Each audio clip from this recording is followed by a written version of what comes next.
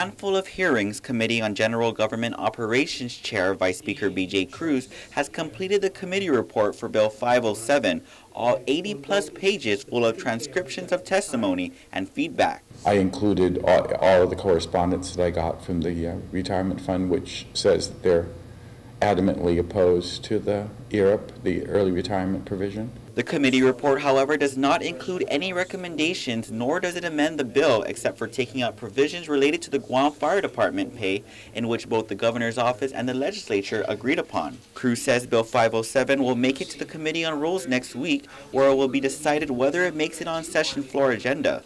He says having the body decide during session on what should or should not remain in the bill is the best route in order to see some cost-saving measures.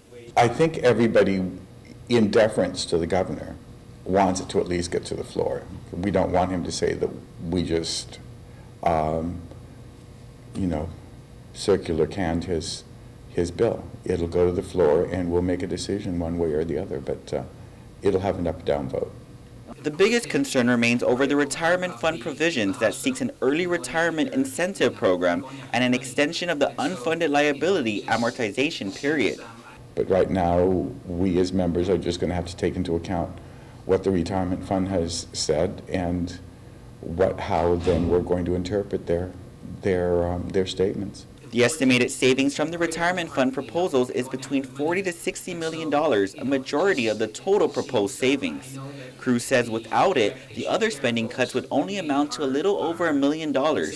Ultimately, Cruz says he'll leave it up to the body to decide, but as he stated before, he's disappointed that consultation or feedback from the retirement fund was not done prior to the measure being introduced. The Committee on Rules, meanwhile, meets on Monday at 2 p.m. Reporting for Guam's News Network, I'm Ken Quintanilla.